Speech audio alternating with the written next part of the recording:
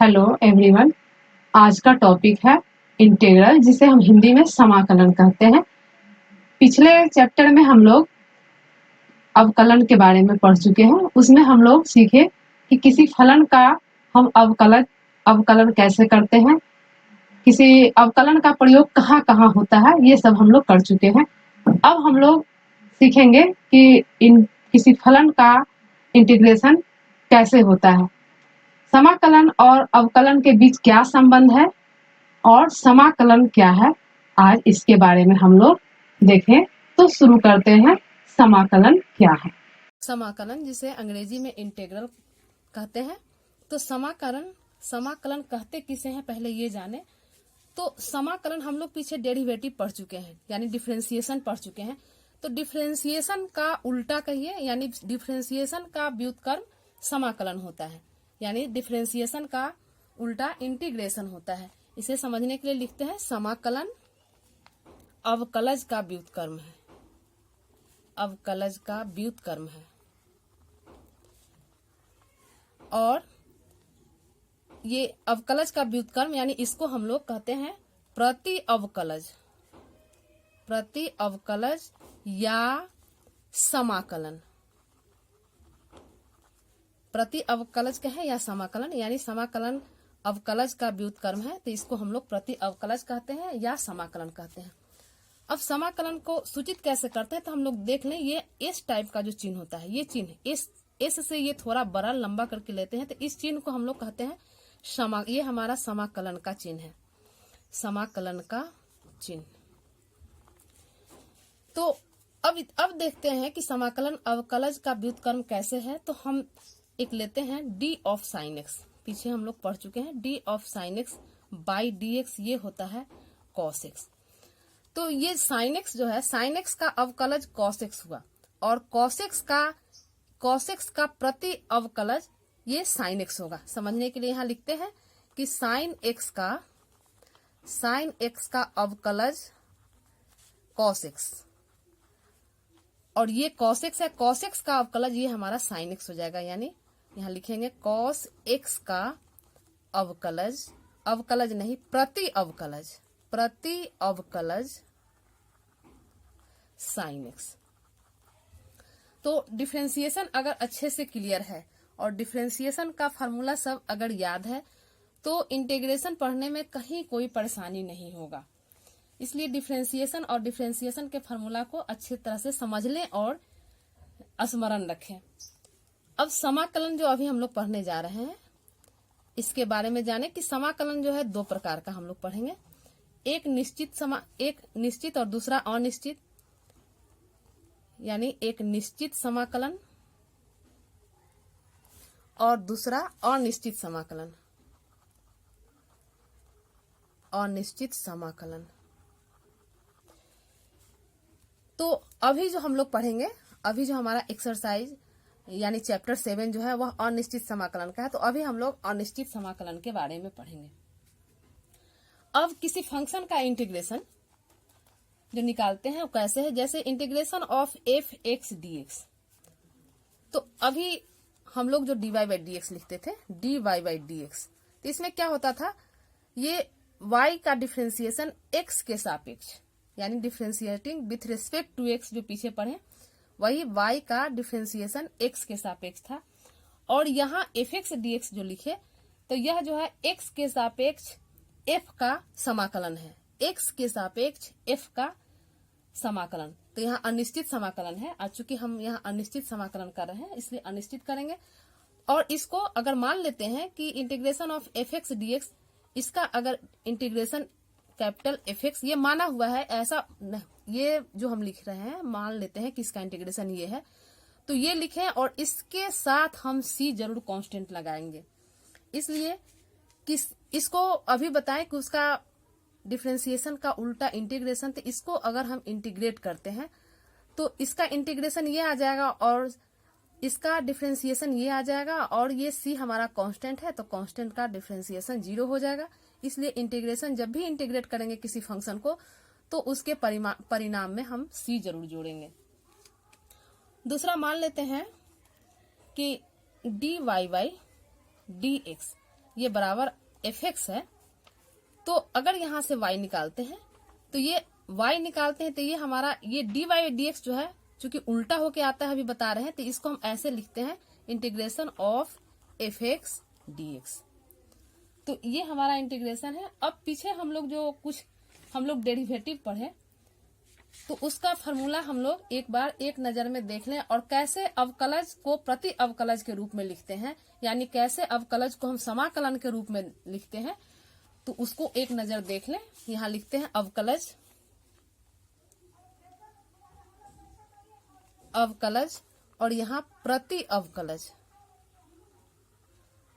अवकलज जिसे समाकलन भी कहते हैं, यानी इंटीग्रल।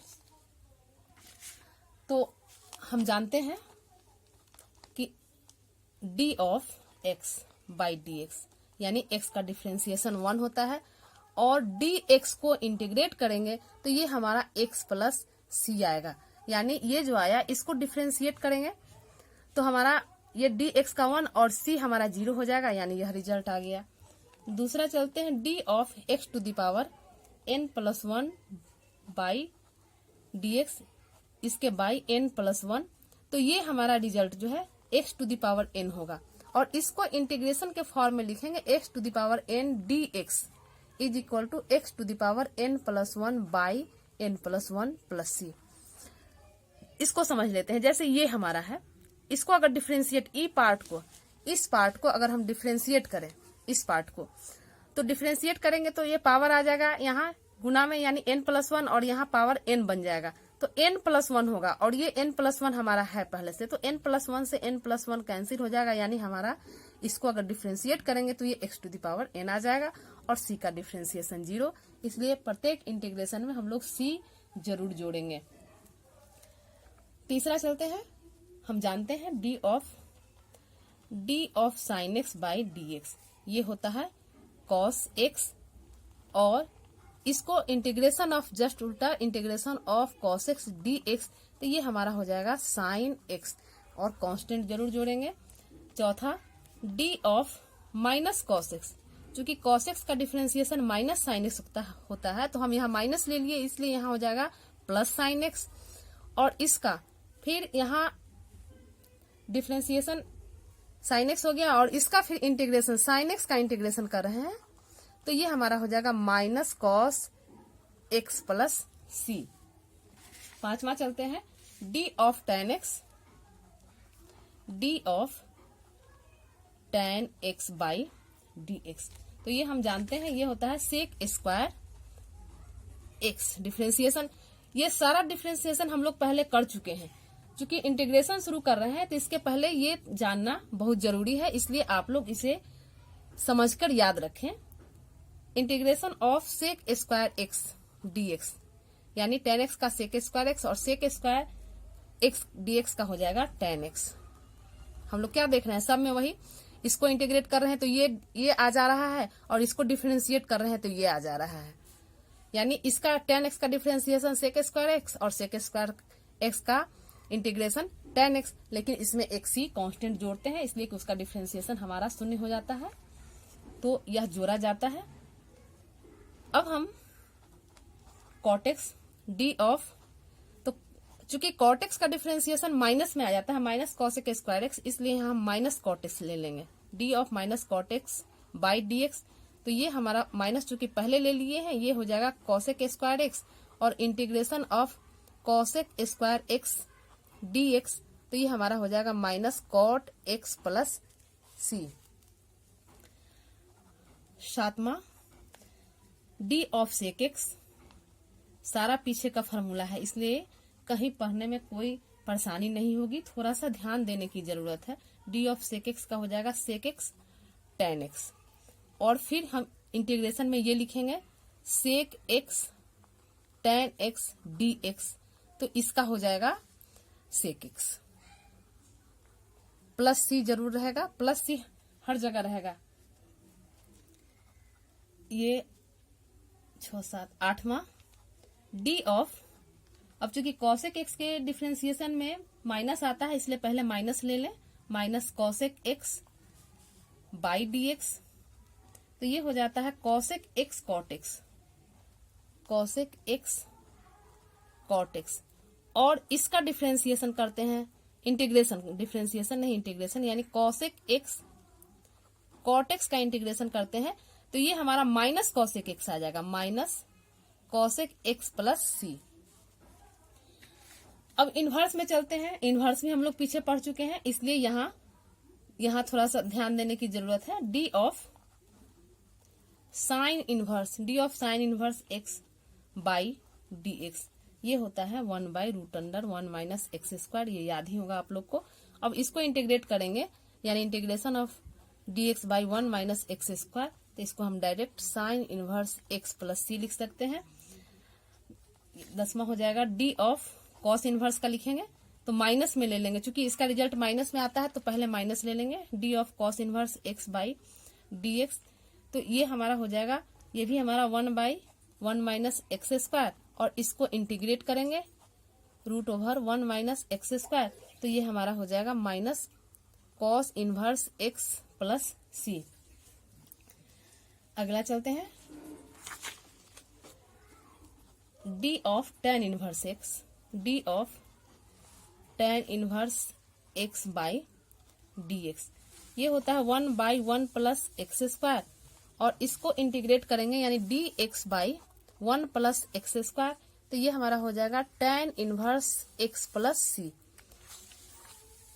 अब आगे d of cot inverse x,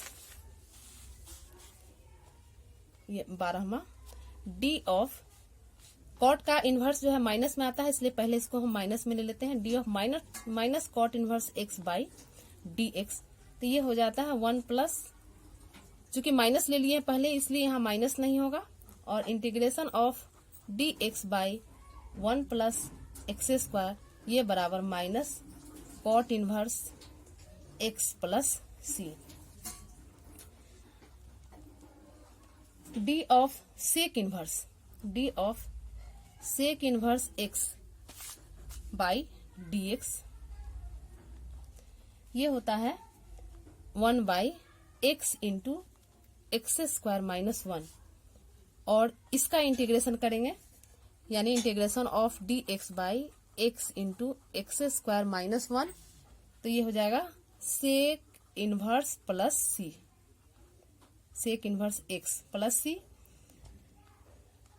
14 d of cosec inverse, तो फिर कॉसेक में माइनस, इसी में माइनस आ जाता है तो हम इस माइनस को पहले ले लेते हैं, d of minus cosec inverse x by D x, तो ये हो जाएगा 1/x एक्स स्क्वायर माइनस 1, और इसको इंटीग्रेट करते हैं d x by x square minus 1 बराबर, ये हो जाएगा minus cosec inverse x plus C. एक चीज हम लोग देखें, इनवर्स में क्या देख रहे हैं कि सेम है, ये हमारा यहाँ ये दोनों सेम है, और रिजल्ट में यहाँ सेक इनवर्स एक्स है और यहाँ माइनस कॉसेक इनवर्स एक्स है, तो चिन्ह के अंतर से यहाँ माइनस आ गया, तो हम या तो इस पोर्शन में माइनस होगा तो कॉसेक इनवर्स, और नहीं तो यहाँ अगर नहीं है तो यहाँ माइनस कॉसेक इनवर्स हम लिख सकते हैं। अब एक्सपोनेंशियल का डी ऑफ, ये तो जानते हैं, d of e to the power x by D x, ये हमारा e to the power x ही रह जाता है, और इसका integration d of e to the power x integration of e to the power x d x, ये हमारा हो जाता है, ये भी हमारा e to the power x ही रह जाएगा लेकिन एक कांस्टेंट जुड़ जाएगा। 16वां d of log x, d of log x, यहाँ लॉग एक्स जो है एक्स मोड में रहता है, क्योंकि एक्स का वैल्यू एक्स ग्रेटर देन यहाँ 0 भी होता है और एक्स लेस देन 0 होता है, इसीलिए यहाँ मोड ऑफ में लिखा जाता है। तो D of log x by D x, ये हमारा 1/x होता है, यानी डी ऑफ लॉग एक्स का हम लोग जानते हैं 1/x होता है, और इसका इंटीग्रेशन 1/x dx, तो ये हमारा log mod of x plus C हो जाता है। इसके बाद लास्ट एक देखें, differentiation of a to the power x by log a, ये dx बाई रहेगा, तो ये हमारा a to the power x हो जाता है, और a to the power x का इंटीग्रेशन हो जाएगा a to the power x by log a plus C. तो ये हमारा डिफरेंशिएशन और इंटीग्रेशन कैसे, मतलब हम अवकलज को प्रति अवकलज में कैसे चेंज करेंगे, तो हम यहाँ पर इसको देखें कि कैसे करते हैं। अब थोड़ा जान लें प्रॉपर्टीज ऑफ इंडेफिनिट इंटीग्रल, यानी ये अनिश्चित समाकलन का क्या गुणधर्म है। यानी यहाँ पर इसको शॉर्ट में लिखते हैं कि समाकलन के गुणधर्म। गुणधर्म यानी कैसे, जैसे डिफरेंशिएशन में करते थे सेम उसी तरह है।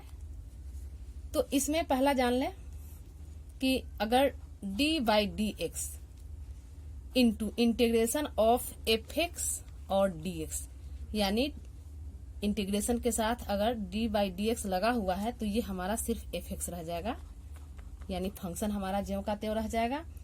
और अगर हम integration of F dash x d x, ये चूंकि ये हमारा फंक्शन एफ एक्स का जो है ये डिफरेंशिएशन है और डिफरेंशिएशन को हम इंटीग्रेट कर रहे हैं तो ये हमारा फंक्शन ही आ जाएगा एफ एक्स, लेकिन यहाँ पर एक कांस्टेंट जुड़ जाएगा। ये हम ये लिखे हैं, यानी D of F X by D x. तो D of F X by D X हम जानते ही होता है हमारा एफ डैश एक्स। तो एफ डैश एक्स यहाँ आया तो हमारा फंक्शन एफ एक्स ज्यों का त्यों यहाँ रह गया। दूसरा पॉइंट, अगर इंटीग्रेशन करते हैं दो फंक्शन का, integration of F x plus g x, दो फंक्शन मान लेते हैं कि एफ एक्स और जी एक्स दो फंक्शन है डी एक्स, तो ये हमारा अलग अलग इसको हम इंटीग्रेट कर सकते हैं, यानी integration of F x d x plus integration of g x d x. अगर कांस्टेंट है यानी integration of k f x d x, तो ये हम कांस्टेंट को बाहर लिख सकते हैं और ये हमारा एफ एक्स डी एक्स रह जाएगा। तो यही हमारा समाकलन है। अब इस पर एक उदाहरण देख लेते हैं। जैसे मान लेते हैं, एक एग्जाम्पल देख लेते हैं। मान लेते हैं कि cos 2x और इसका प्रति अवकलज निकालना है। समाकलन यानी पहले प्रति अवकलज के रूप में जाने, प्रति अवकलज ज्ञात करना है। तो क्या करते हैं, हम ऐसा सोचते हैं कि आखिर यह किसका अवकलन है, ये सोचते हैं। तो हम लोग जानते हैं ये cos 2x है, तो हम जानते हैं कि साइन का डिफरेंशिएशन cos होता है, यानी इसको हम समझने के लिए लिखते हैं कि हम जानते हैं कि d ऑफ, तो साइन x का डिफरेंशिएशन cos x होता है।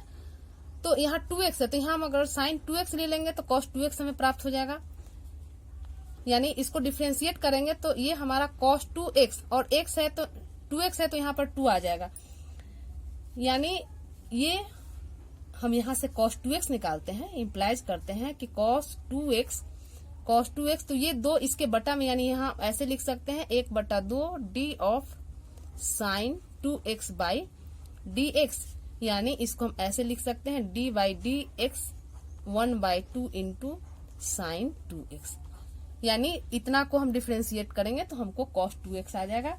यानी इसको हम लिख सकते हैं कि cos 2x का प्रति अवकलज बराबर हमारा आ गया ये पोर्शन हाफ साइन 2x। दूसरा एग्जाम्पल हम लेते हैं, ये 3x² का प्रति अवकलज।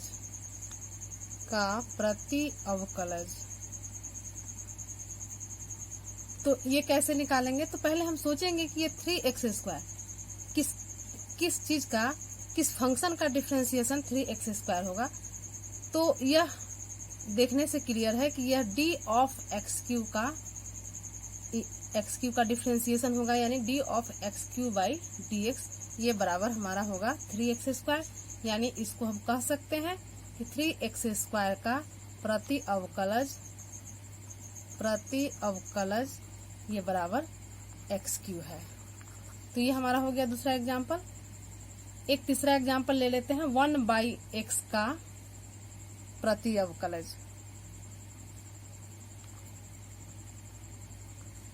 जहां हमारा x is not equal to 0। ऐसे भी यहाँ x का वैल्यू 0 नहीं होगा, अगर 0 होगा तो यह जो है अपरिभाषित हो जाएगा, इसलिए यहाँ लिखा गया कि x is not equal to 0।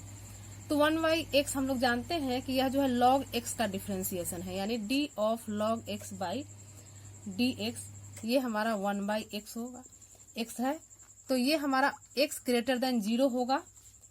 दूसरा d ऑफ log हम माइनस x ले लेते हैं, तो d of log minus x by dx, तो इसको डिफ्रेंशिएट करेंगे तो ये हमारा 1/-x और फिर माइनस x का हो जाएगा -1, यानी ये हमारा 1/x।